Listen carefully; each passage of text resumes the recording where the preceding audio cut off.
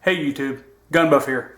Today I want to show you how I converted my Lyman hand trimmer over to be a power assisted trimmer. It's cheap, it's easy, it's going to save you a lot of time. Okay guys, let me walk you through what I've done to convert this over to be a power trimmer.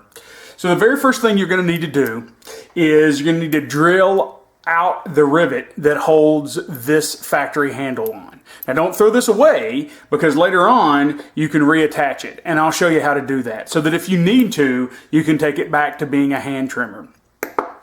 So after that handle comes off, you're going to drill down 1/2 inch, and then you're going to tap it to whatever size your threaded stock is.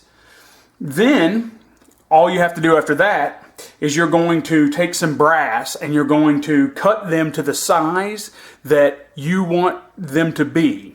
And they're going to be your masters, and then you keep them in a special spot so they don't get messed up with the rest of your brass.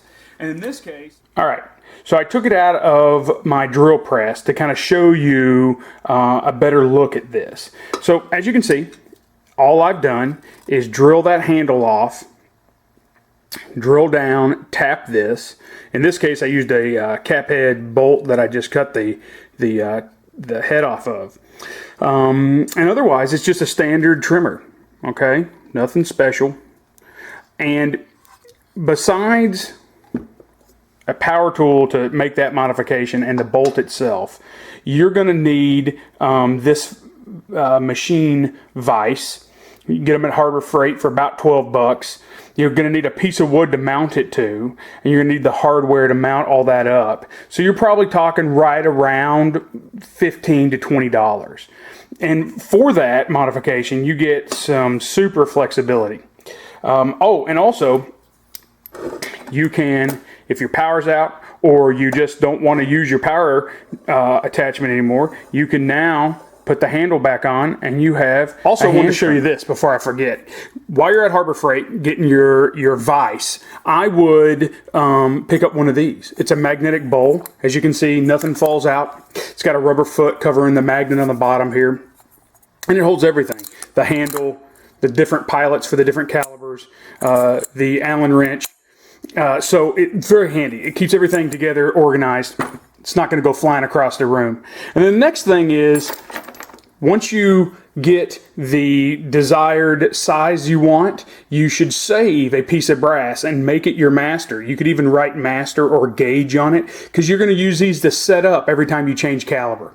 And then the other thing is, on the back of the Lyman package is the code for the different pilots. The pilots have the number, okay, right there in front, and this is a list with the part number, so that when you go to a new caliber, you can order the specific pilot by its part number. It's a really good thing to keep. And this is my piece of 300 blackout brass that I've converted, but it's also my master, so I run it all the way down and I lock the coarse and fine adjustment.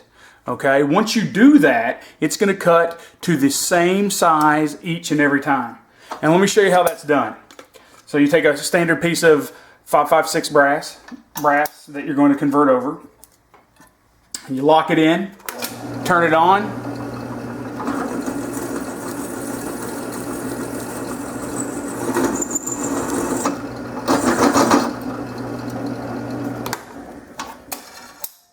And voila! Do a little cleaning, and you're good. And as you can see, you have a clean piece of brass right there. Converted, ready to be reloaded. So it's just that simple. And you can see how if you had a bunch of brass to convert, this can save you a ton of time. Hey, let's face it, trimming brass can be a chore. So anything you can do to speed things up, it's a total win. 20 bucks gets it done. You will be amazed on how much brass you can get through in such a short amount of time. So, be safe, be good. If you like it, comment or subscribe. Thanks.